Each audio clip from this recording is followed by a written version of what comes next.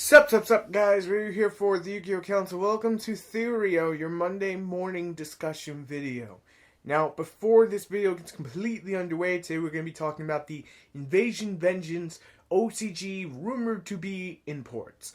And before we do, let me just clarify that at any given time before the video comes out, or even after the video, they could be confirmed to be false, or they could be confirmed to be it, but most likely they are it. So, with that said, I am filming this Sunday night around 1 a.m. because my filming schedule for tomorrow morning, when this goes out, is going to be hell, and I need this video ready for you guys. So, with that said, let's talk about it. So, here we go. We have the first card that we're going to be talking about is Saber Reflection, which is a card that was released in the OCG a while ago, and when you take damage while you control an X-Saber monster, you gain life points equal to the amount of damage you took, also inflict an equal amount of damage to your opponent. Then, you can add one Saber spell or trap, or one Gotham's card from your deck to your hand. You can only activate one Saber Reflection per turn.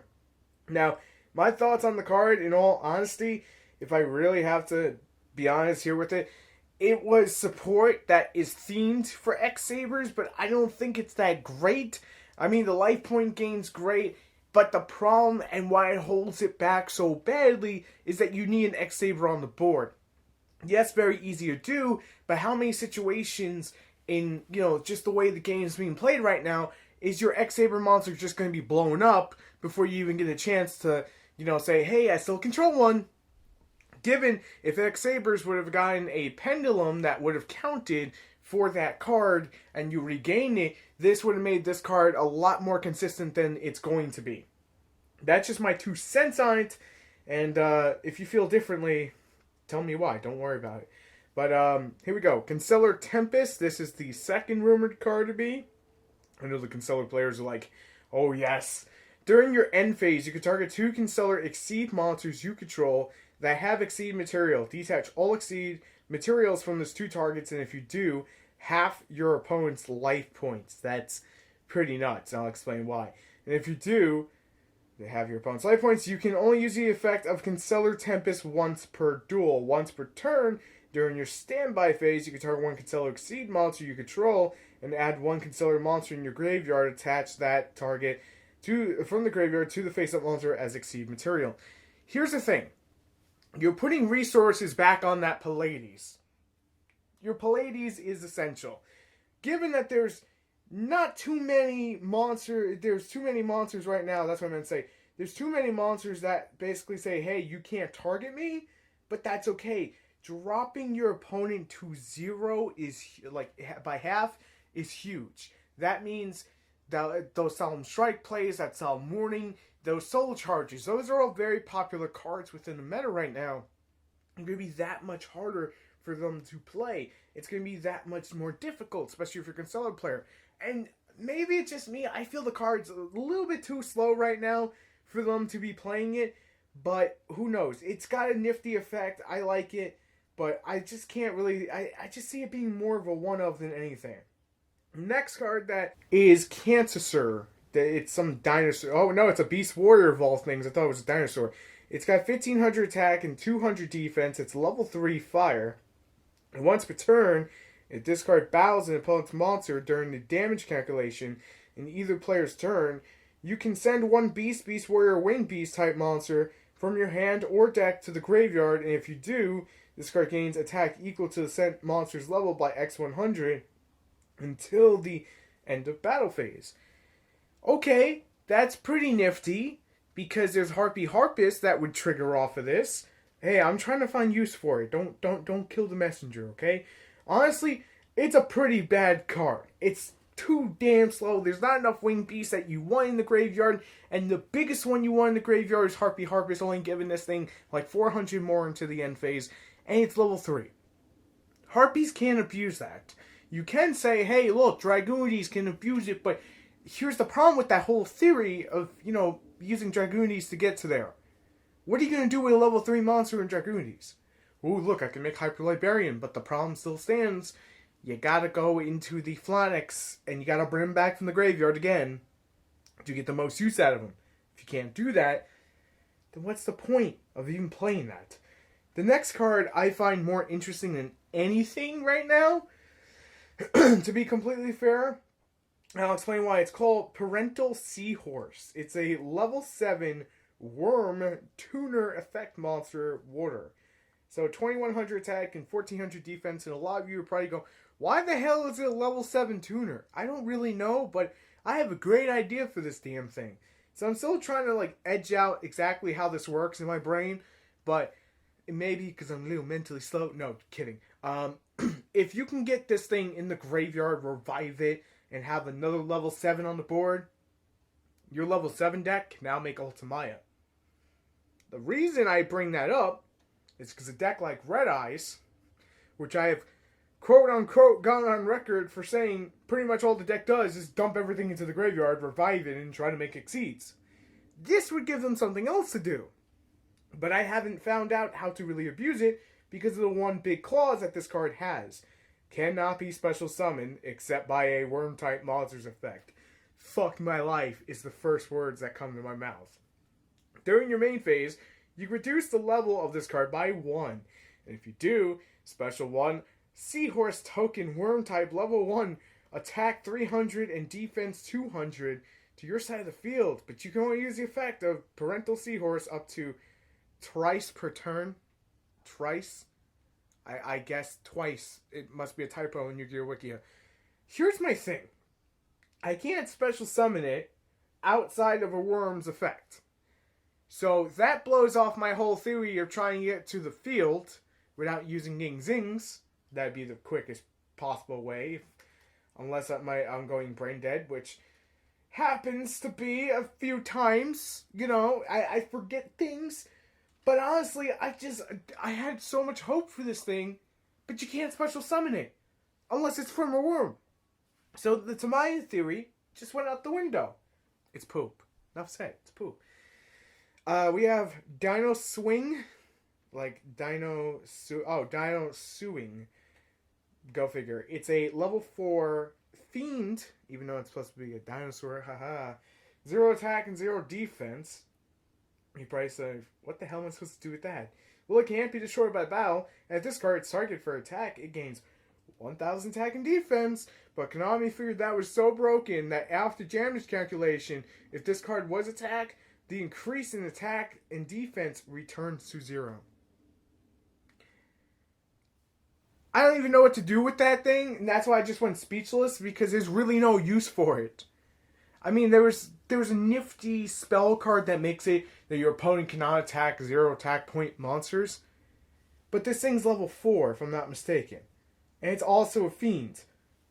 So I can't use it for Logia or Dulka, which would have been great, because if it was Dinosaur, as its name was sort of hinting, at least in my opinion, and what am I supposed to do with it? Sit on it and just go, oh, I like to take life point damage. The last 5 rumored cards are all supposed to be Pelzoic.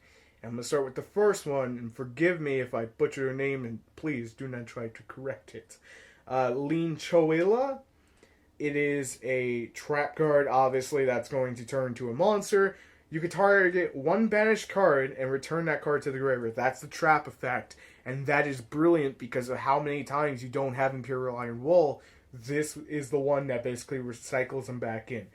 And once per chain, when a trap card is activated, you can bring this thing out, special summon this card as a normal monster, Aqua, level 2 with 1200 attack and 0 defense. They all have that. And if the special summon this way is unaffected by monster effects, also banish it when it leaves the field. Hey, guess what this is great against? ABC, because you can't banish it. But honestly, if the rumor's true and Paleozoic are going to have all their cards, I'll give you a preview for Friday's Let's Talk, most likely. Paleozoic could become the next meta deck because Trito.deck with Paleozoa is so brain dead that it's so easy to play. Please, don't take it personal.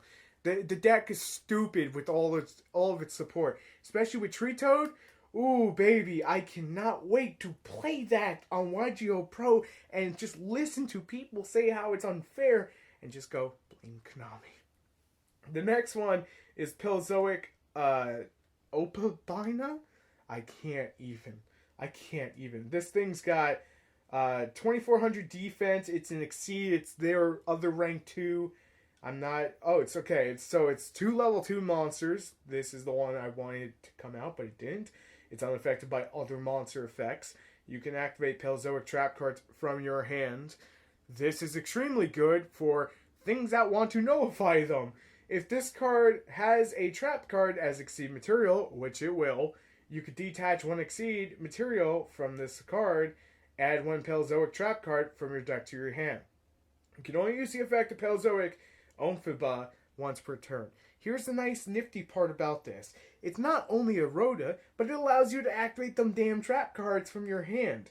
Meaning that they're not going to get Twin Twist before you can actually activate them. Meaning that the one that we just talked about that says, hey, put a banish card back, and then it chains the rest of them, is even more consistent. This is what the deck needs. This is their other side of it. And it would absolutely make sense.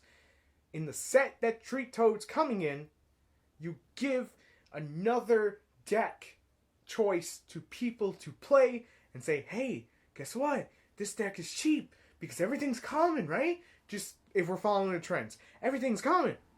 And then you just gotta buy Treat Toads. Oh yeah, man, we're Konami. Buy them Treat Toads up. Like, even if Treat Toad was secret rare, and the Pilzoics are common and whatnot, the Pilzoic deck, the whole structure of it, is only gonna nail you like $20 behind yourself. Now, the frogs, let's say they're secret rare and you pick them up day one, you're looking at 45, maybe 50. If you get a good end price, your whole deck costs you 170. That's cheaper than Blue Eyes. Blue Eyes, at its highest peak, was $300 or more. It's somewhere around there. Pilzoic is a lot cheaper. Even with the Treat Toads, it's a lot cheaper. Just say, if you got money to spend, it's a lot cheaper. Then we get to Marilla, which is the next Pilzoic. And you can guess what this one does, because it does what the other one does. It's not the Exceed. There's only one more Exceed. There's two, I'm sorry. There was the one Exceed that we just talked about, and the Exceed that already came out. That's what I meant to say. And this is the other one that says, send 1 trap card from your deck to the graveyard. And once per chain, when a trap card is activated, basically this is the one that pulls out ones that you need from your deck into the graveyard, speeds it up, makes the deck more consistent. It's also unaffected by monster effects, which means, hey, ABCs, you can't touch me. Now you're going to make the joke, but honestly, they can't touch them. This is the one that's just going to set up your graveyard to say, hey, I want more stuff in my graveyard because I don't have enough there to make a rank 2 Treat Toad. And I know what people are going to say and ask me, so I'll give my 2 cents. Yes, it's incredibly hard if you don't go turn 1 to jump over ABC with Pilzoic, but it is doable because they were unaffected by your opponent's crap. And then once you have Imperial Iron Wall up, it's bye bye bye. You know, the NSYNC song? Yeah, you just play that to the ABC player and they flip the table. Anyway, the next Pilzoic is Dino Missus, and I'm really excited about this one, needless to say. You target 1 face-up card in the field, discard 1 card, and if you do, you banish that target. That's why you're discarding, so you could banish it. It's a dex. Stay with me here. It's a themed Karma Cut. I want to hurl just from the thought of that. It's a themed Karma Cut. And then obviously it comes out as a monster when another trap card is activated in the chain. Themed Karma Cut. Now it will, stay with me here, if you have Imperial Iron Wall up, that will hurt the playability of this. But you're not always going to have that what you call it? You're not always going to have that Imperial Iron Wall on the board, established, ready to go. So this just pretty much gives you another way of saying, hey, I need to get into the match. I need to set up my plays. Banish out a target. Get rid of that ABC Buster. Once that thing's gone, it's over. It's done. You know, and then you just go from there. The next one is Eldena. I'm just going to say it that way. So target 1 face-up monster on the field. Gains 500 attack and defense until the end of this turn. That's not a major thing. But it's also going to pop out of the graveyard. This is probably one I'd play at least 2, maybe 1, because it's not that great. But hey, look at it this way. Tree Toad with 500 additional attack points, it's 2,700. If I have Gaichi on the board, that's an additional 4. That's additional 900 together, that's 3,100. You're immediately jumping over Blue Eyes. It stacks. It's good. It's disgusting. These are all rumored to be the cards that are getting OCG imported. For the TCG exclusive side of things, the only thing I will comment on that I did hear rumors about is that there is a synchro in there that's a TCG exclusive, and rumor is that it's for Subterra. I don't know how that works. That interests me because where it could go, where it could lead to, maybe some indirect support for Ghost Tricks there. I don't really know. I'm excited as hell, and once I know, we'll talk about it. But I just want to say thank you guys so much for, as always, for tuning in. I know I broke all the rules by recording this much earlier than I typically do, but just please understand, it's still your Monday morning discussion video. It's still my Monday morning thoughts, because the thing is, when we get to when this video is released, I'll be mass recording about 11 deck profiles, so that way I have them ready to go out and can have them scheduled. So next week, I think it's next week, or the week after next, when Comic-Con New York is ongoing, I can go enjoy myself, and you guys will still get the top quality shit that you get from me on time. That's pretty much why I'm working around the clock overtime. Thank you guys so much. Thank you so much for the continued support, and I'll see you tonight for coffee time with a special guest.